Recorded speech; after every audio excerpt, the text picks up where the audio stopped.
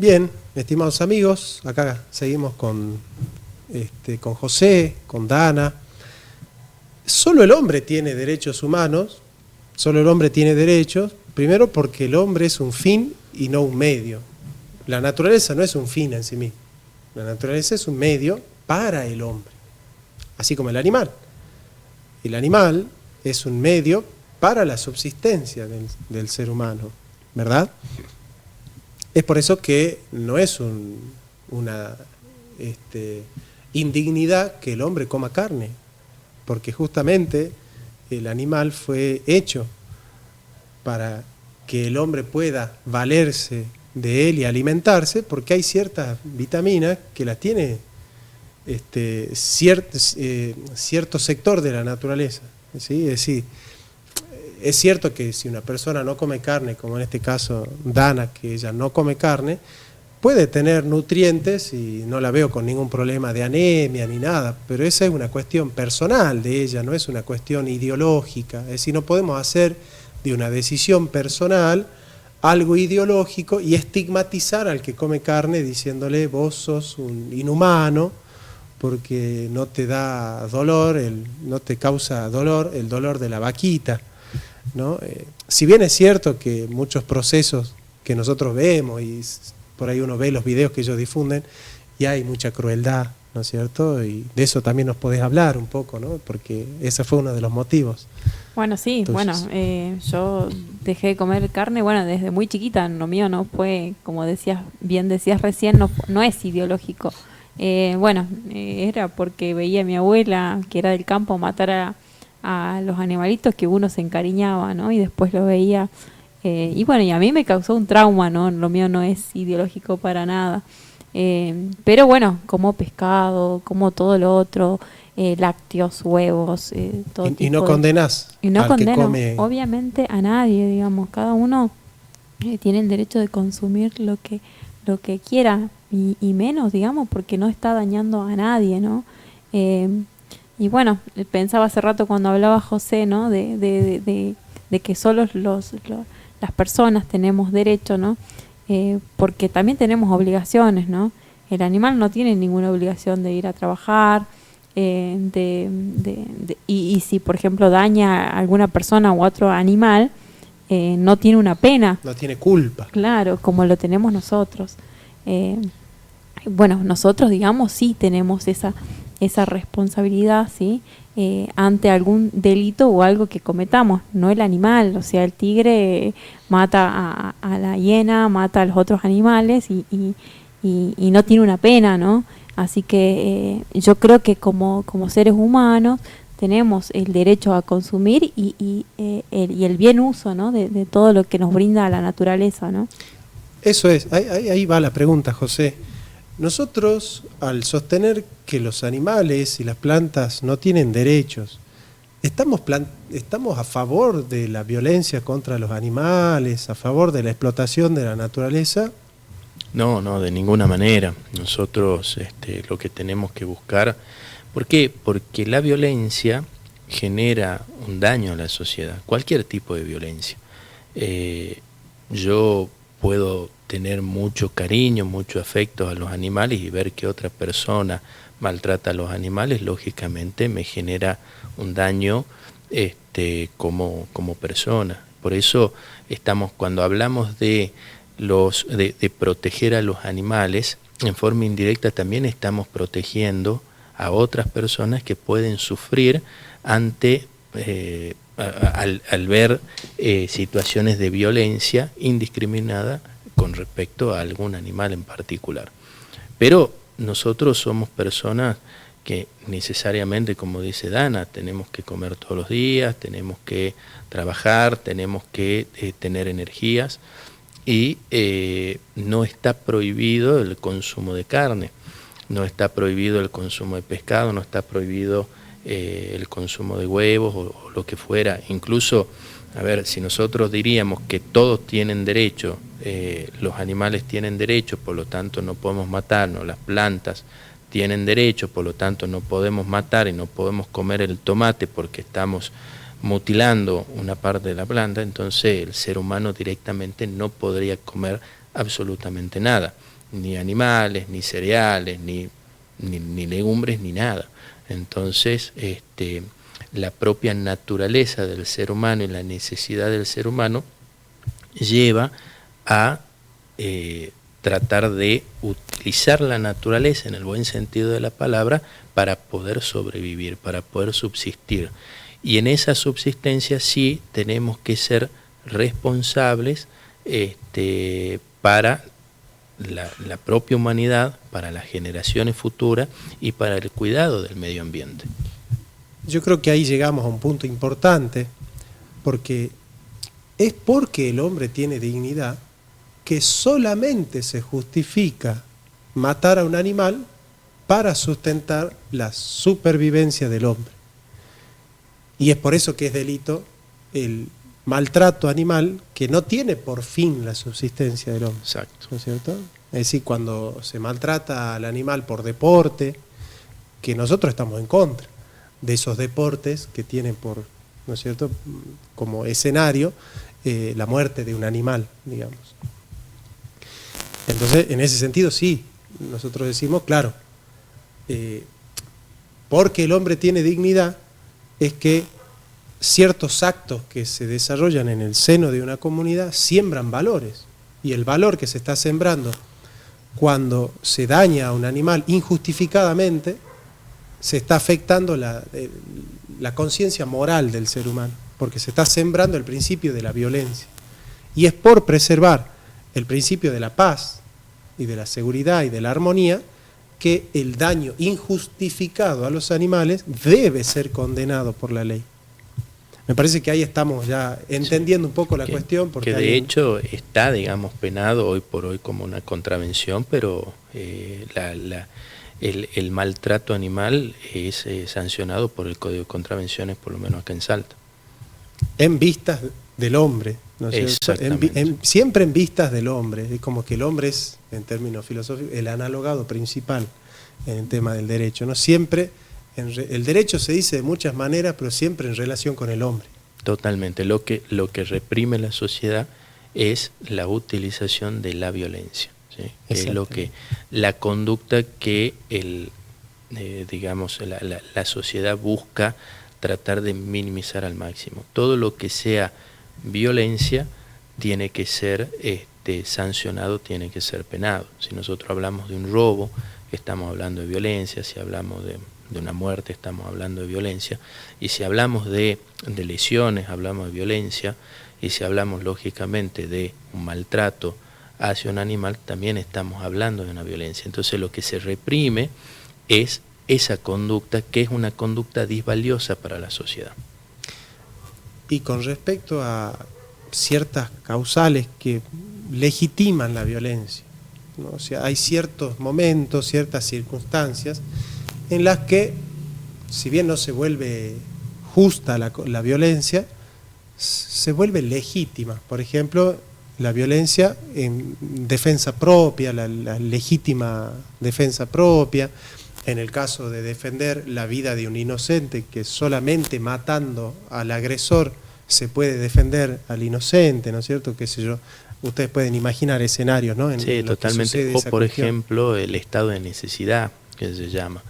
El caso típico, el ejemplo típico es que hay 3 personas en un bote y si una tiene que, o sea, la tienen que sacar del bote porque si no se mueren los 3. Entonces, por una situación o por un estado de necesidad, agarran a uno y lo tiran al agua y esa persona muere. Se justifica teniendo en cuenta lo que decís, la dignidad del hombre, la supervivencia de esas 2 personas. No es lo mejor, pero la ley lo admite como una excepción. Los embarazos ectópicos, que también son excepciones donde se admite, digamos, el aborto, pero ¿para qué? Para proteger la salud y para proteger la vida de la mujer, porque existe una causal médica que en caso de que el embarazo continúe, puede provocarle la muerte. Entonces tenemos algunas situaciones que la ley lo admite, que son hechos que generan algún daño, pero se justifica porque el fin es superior. Bueno, y hace rato pensando con los animales, ¿no? Nosotros, propietarios de animales, tenemos la responsabilidad de cuidar y que ese animal no haga daño. Si nuestro animal hace daño, tenemos una responsabilidad, ¿sí? A quien le hizo. La pena es el dueño, ¿no? Por eso, digamos, nosotros somos los que tenemos los derechos y las obligaciones. Y bueno, mencionando a lo que decía recién José, ¿no? Del aborto, y vos, Jonathan, de que se castiga al que infringe, digamos, y en este caso de la ley del aborto, ¿no? Se castiga al inocente, ¿no? Y finalizando el programa del jueves pasado, ¿no? Llamó una oyente, ¿no? Diciendo, pero ¿cómo? Si fue violada, tienen que aplicar el aborto, ¿no?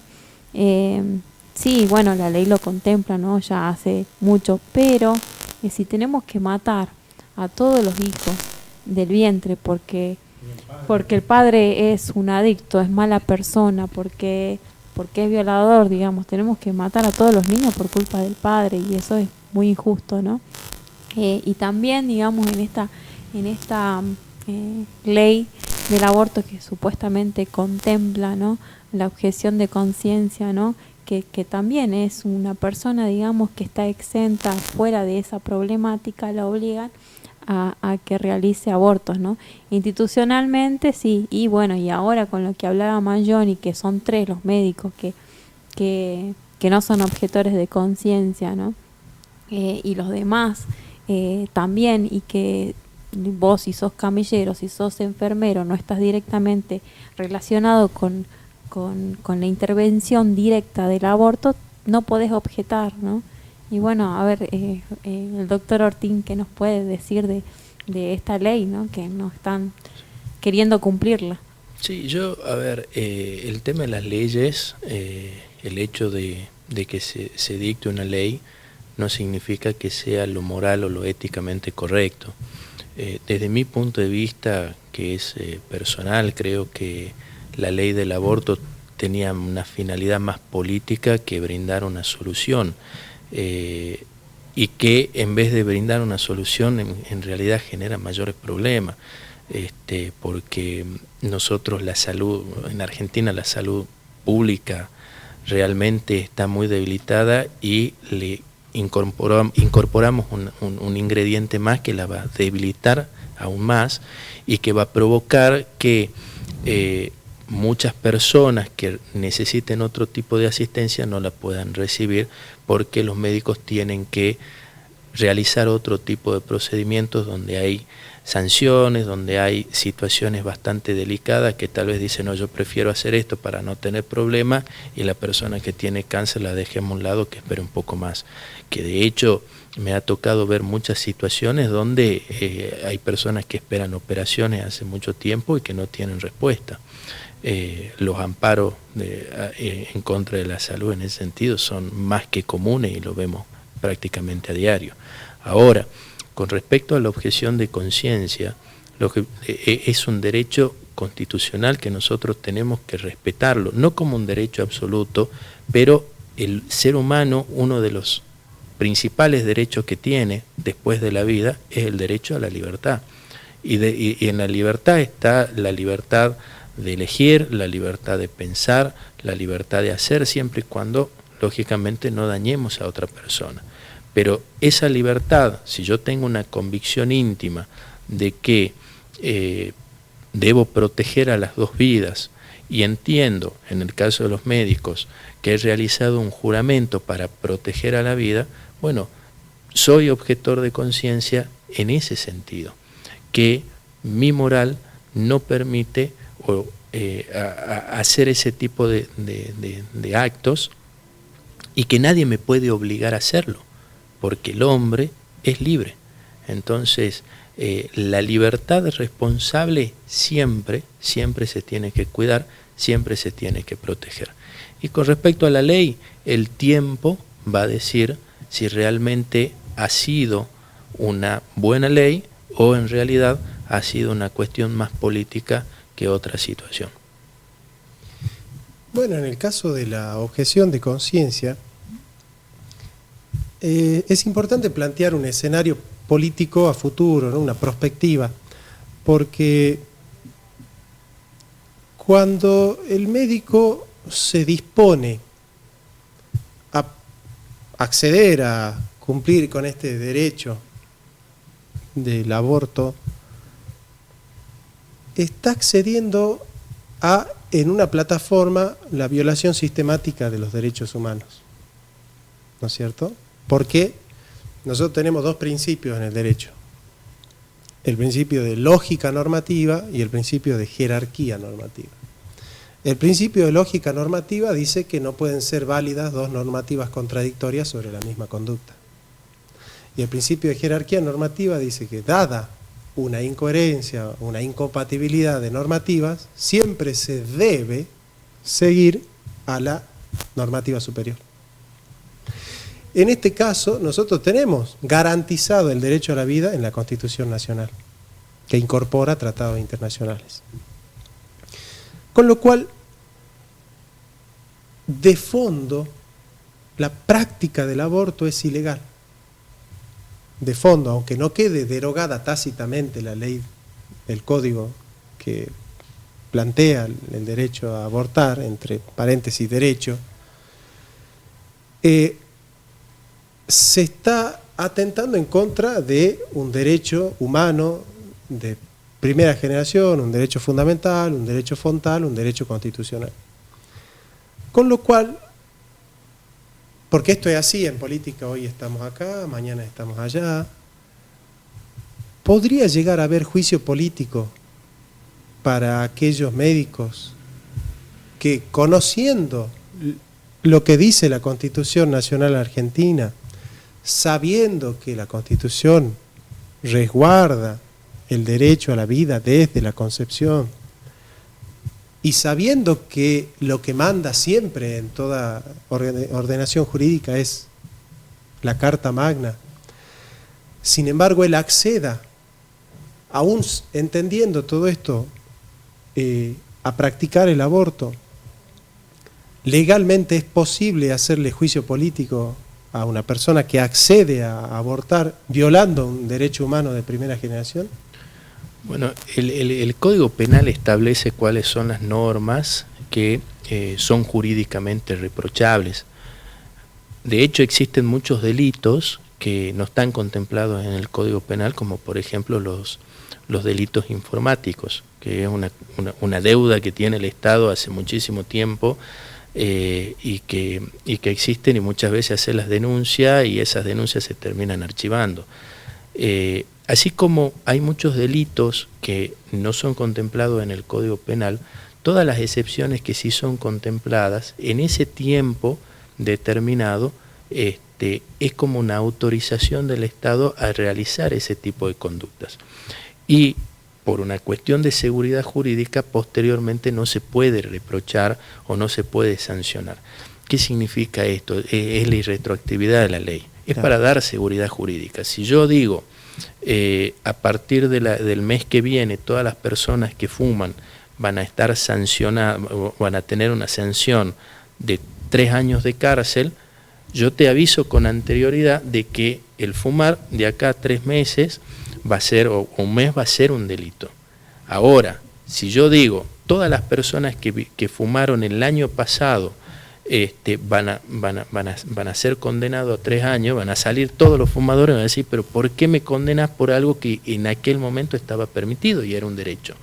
Lo mismo va a pasar con estas situaciones. En este momento de la historia tenemos una ley que está vigente, que lo autoriza y que no va a poder ser, por más que se sepa o que se piense de que está mal, no va a poder ser reprochado, sancionado legalmente. Y en caso de los diputados y los senadores que apoyaron esta ley sabiendo que era inconstitucional, ¿tampoco?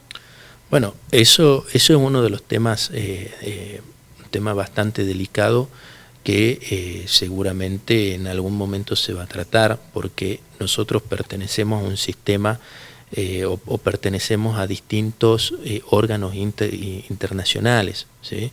Y el incumplimiento de esa normativa internacional, como los derechos del niño,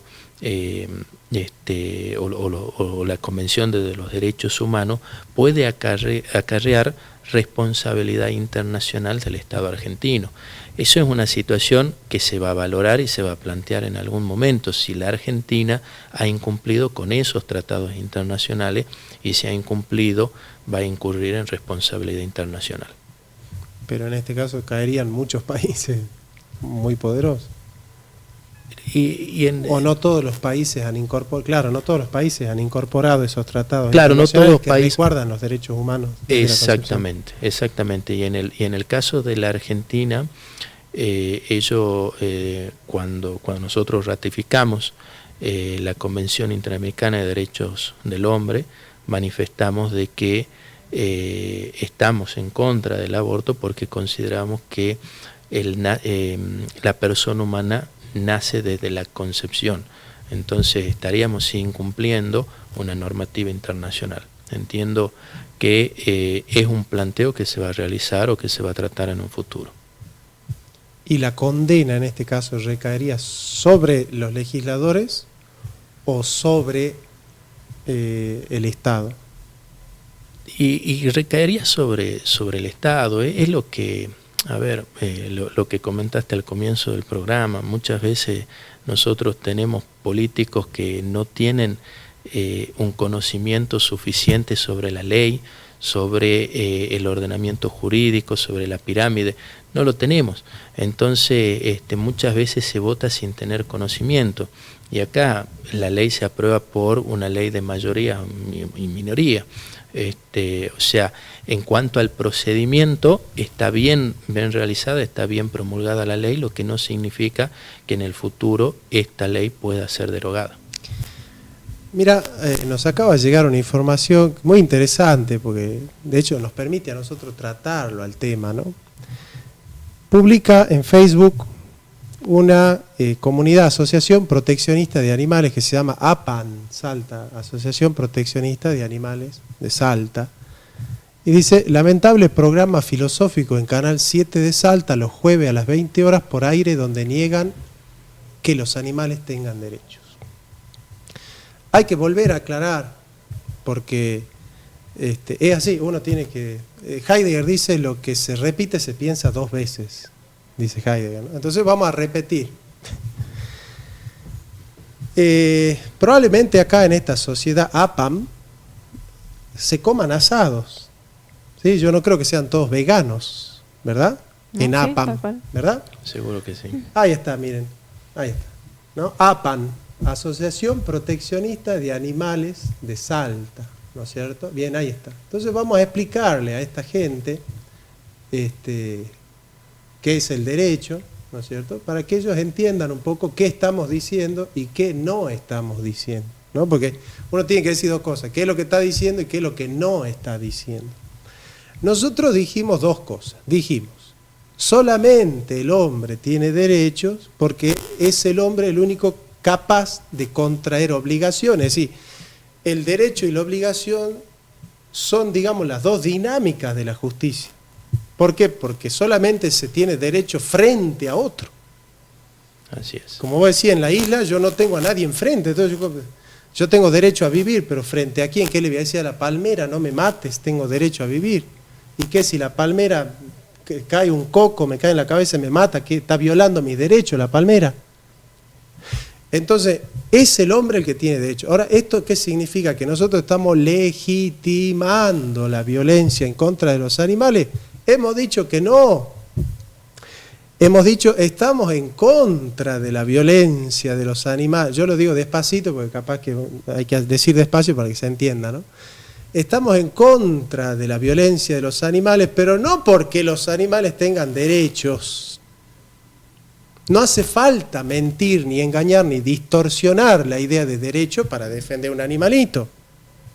Para defender el animalito, lo único que basta es entender el ordenamiento jurídico, así como está, así vigente, así como está, entender lo que es el derecho, así como lo entiende el occidente cristiano al derecho, y no crear nuevas teorías. No hacen falta las nuevas teorías. Así como piensa el occidente cristiano, es entendible que se condene la violencia a los animales. ¿Por qué dijimos? Primero, porque daña la conciencia moral de la sociedad. Aparte, porque es una violencia innecesaria, y toda violencia innecesaria, toda violencia deslegitimada porque no es necesaria, es condenada por la ley y debe ser condenada por la ley. Entonces nosotros desde acá de Canal 7 no estamos mandando a que sean violentos con los animales, simplemente estamos explicando en teoría, una teoría, que explica por qué no se debe ser violento con los animales sin acudir al error de pensar que los animales tienen derechos. ¿Se entiende eso? A ver, yo no puedo romper la silla que está allá, acá hay 3 cámaras, yo no puedo romper las cámaras. Pero no es que yo no puedo romper la cámara porque la camarita tiene derechos. Entonces yo voy a decir, no, Jonathan está diciendo que la cámara no tiene derecho, por lo tanto Jonathan está mandando a que se rompa la cámara de Canal 7, porque está negando el derecho de la cámara. No funciona así. Es cierto que nosotros no debemos romper la cámara, pero no porque la cámara tenga derecho. El que tiene derecho es el dueño del canal. ¿Se entiende? Entonces, que nosotros digamos que los animalitos no tienen derecho, no se sigue de suyo que estamos diciendo que hay que matar a los animalitos o que hay que ser violento con los animalitos. Agarre una carpetita, en una hojita escriba, ponga así 2 oraciones. Primero, solamente el hombre tiene derechos. Punto seguido. ¿Por qué? Porque el hombre es un fin en sí mismo. Solamente el hombre es un fin en sí mismo. Por ejemplo, Dana es un fin en sí misma. Dana no es un instrumento para satisfacer mi deseo, mi necesidad, mi derecho. Dana no puede ser instrumentalizada porque ella no es un medio para satisfacer otra cosa que no sea su propia dignidad. En cambio, los animales son un medio para la satisfacción de las necesidades del hombre. Claro, ahora, yo no necesito maltratar a un animal. No es mi necesidad maltratar a un animal. O sea, solamente se justifica matar a un animal cuando eso va a significar que el hombre va a sobrevivir, para que el hombre coma. Ahora, si esta sociedad APAM además es veganista, ¿no es cierto? Eso ya es otro problema. No, yo creo que están llevando por otro lado, digamos, nosotros estamos en contra de todo tipo de violencia, violencia a los animales, estamos en contra de violencia del niño por nacer, violencia de cualquier niña, de cualquier mujer, estamos en contra de todo tipo de violencia. A lo que nos referíamos es que como seres humanos, y los animales también, necesitan consumir. Y no por eso, digamos, los animales tienen derecho, porque que nosotros tengamos el derecho o la necesidad fisiológica de consumir, no el animal tiene derecho. El animal o algo tiene derecho cuando tiene obligaciones. Sí, hay que respetar, hay que cuidar, ¿no? Hay que cuidar al animal. Si uno tiene una mascota, tiene un animal, hay que cuidarla como corresponde, ¿no? Pero si tuviesen razón estas personas, seguramente, ojalá que llamen, ¿no? Me encantaría, por favor, si estás viendo, llama por teléfono. Tenemos, 10 minutos para debatir. Llama por teléfono. Entonces, en la fiesta donde se hace un asado, son todos delincuentes. Porque si los animales tienen derecho, el que come un asado es un delincuente. Entonces, si fuese verdad que los animales tienen derecho, sería imposible matar a cualquier animal. Totalmente. Nosotros, a ver, yo lo que pienso es que no tenemos que distorsionar los conceptos, ¿sí? El concepto de derecho es para, o el derecho está para regular la conducta humana. Por lo tanto, quien tiene derecho, quien es sujeto de derecho, es el ser humano. Eso no significa, como bien decís, de que el ser humano tenga el derecho de matar a un animal por placer. Eso no estamos diciendo eso. Estamos tratando, condenando. lo estamos condenando totalmente y estamos diciendo que es un delito, que es una contravención. Pero lo que tenemos que buscar es no distorsionar los conceptos para que podamos entender bien cuál es el alcance de cada una de las palabras. Nosotros muchas veces decimos derechos, obligaciones y muchas veces no tenemos el contenido de ese concepto de derecho. Derecho es, o el derecho está para regular la conducta humana. Y digo humana porque el único ente, el único ser que tiene conducta, que sabe qué es lo que está bien, qué es lo que está mal, libre, es el ser humano. El animal no tiene el discernimiento, no sabe qué es lo que está bien o qué es lo que está mal. Ellos actúan en forma instintiva, actúan por instinto. ¿Se los puede tal vez domesticar y todas las demás cuestiones? Sí, se puede hacer, pero eso no significa de que tengan voluntad propia o de que tengan un discernimiento propio. Entonces, el derecho está para eso. Buscamos la paz social, entonces decimos, esto se puede hacer como sociedad, esto se puede hacer y esto no se puede hacer. Claro. De hecho, la justicia es la eterna y perpetua voluntad de darle al otro lo suyo. Yo necesito, para ser justo, que haya un otro para mí. Exacto. Si no hay un otro para mí, ¿con quién voy a ser justo? ¿Con la mesa? ¿Se puede ser injusto con una mesa, con una silla? Este tipo de razonamiento, a mí me encanta, este tipo de razonamiento, es del tipo de razonamiento de gente que dice, está hablando en contra del Partido Obrero, por lo tanto odia a los pobres. Es ese tipo de razonamiento. No, aparte, o está hablando en contra del feminismo, odia a las mujeres, ¿no? Aparte, digamos, si odian al ser humano porque come carne, digamos, y entonces los animalitos que comen, digamos, al perro le encanta la carne, entonces es una contradicción, ¿no? Deshumanicemos a la persona y humanicemos al animal. Es lo que íbamos a hablar, justamente, ¿no? Se horrorizan porque se mata a la ballenita, a la foquita, pero cuando se dice que se está exterminando a los niños con síndrome de Down que están en el seno materno, y bueno, la mujer tiene derecho. Sí, es muy discriminatorio, ¿no? De decir, bueno, viene con un problemita, lo matemos antes que nazca, ¿no? Es de una mamá pobre, humilde, la matemos antes que nazca porque va a ser pobre, ¿no? Es lo más discriminatorio que puede existir, ¿no? De no saber, ¿no? Qué es lo que va a hacer esa personita, ¿no? Y es que, como decía hace rato muy bien José, ningún derecho es absoluto. Ningún derecho Totalmente. Es absoluto.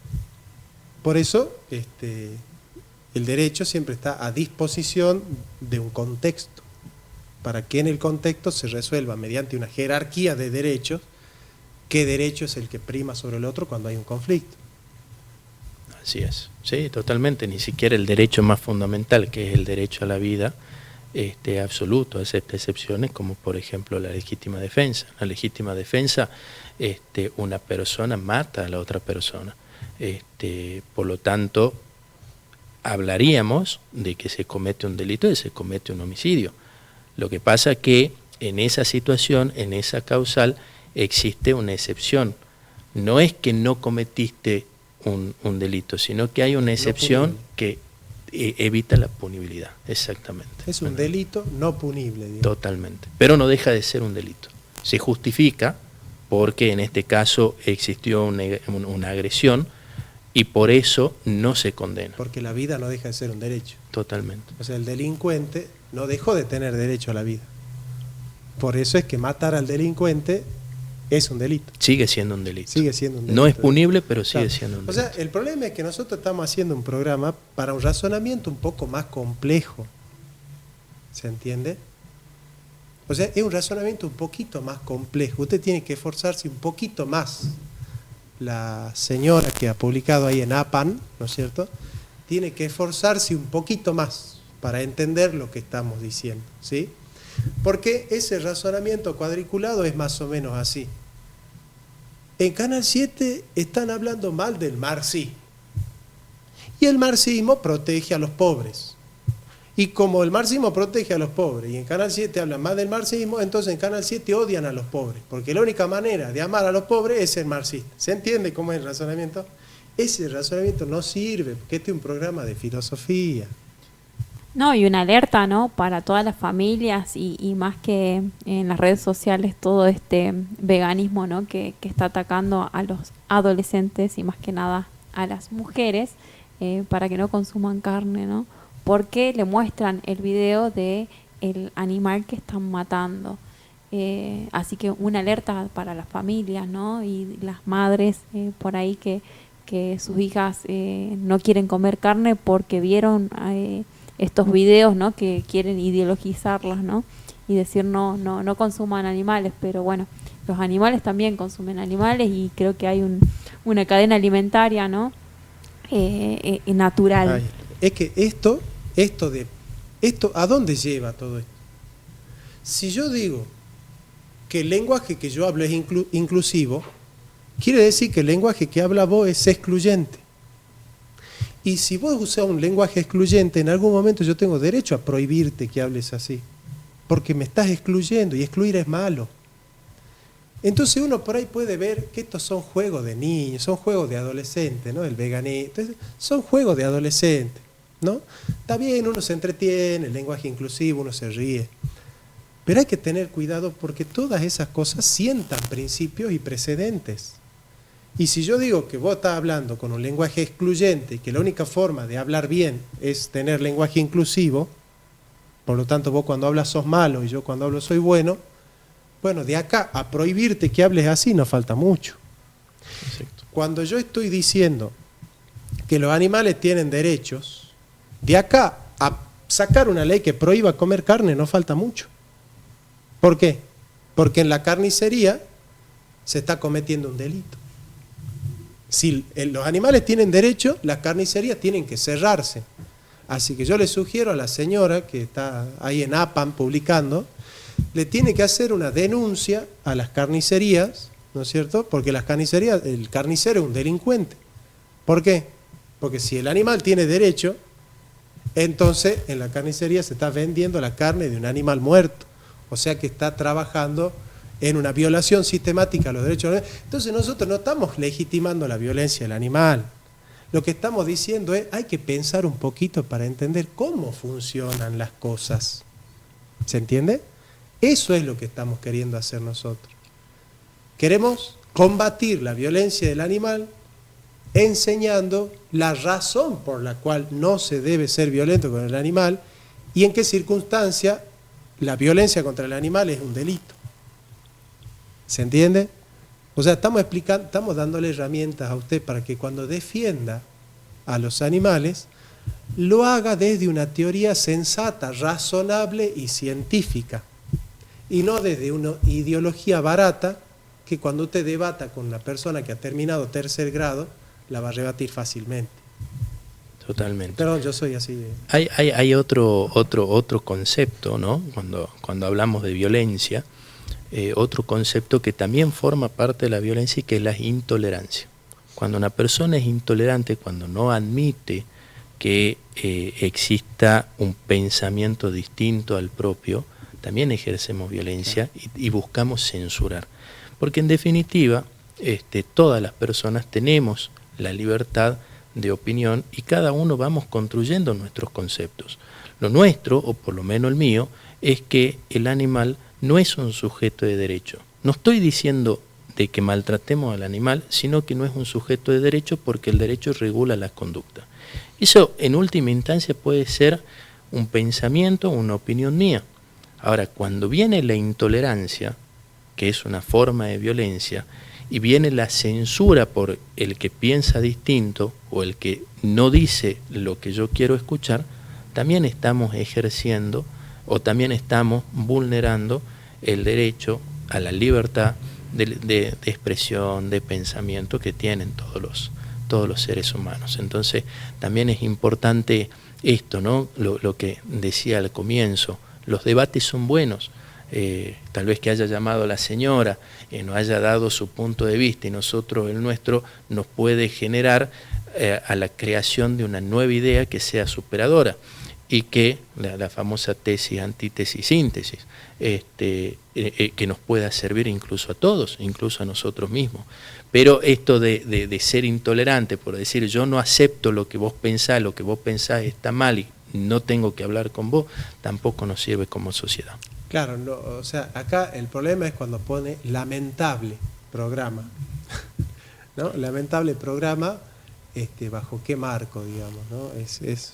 Primero que son falacias, ¿no? Falacias, inconducentes, y justamente nosotros acá en filosofía tenemos el derecho y la obligación de hacer pensar, ¿eh? Y lo vamos a seguir haciendo, gracias a Raúl Belmont, que nos da este espacio para transmitir filosofía, pensamiento crítico, ¿no es cierto? Y pensar, porque acá lo que tratamos de hacer es pensar, porque la única manera de hacer pensar es pensando, ¿no? Gracias, Dana, por acompañarnos. Muchas gracias, Jonathan. Gracias, José. Muchísimas gracias, Jonathan. Nos vemos en la próxima, ¿eh? Vamos a seguir cuestionando al pensamiento débil con un pensamiento ordenado, coherente, racional, razonable, sistemático.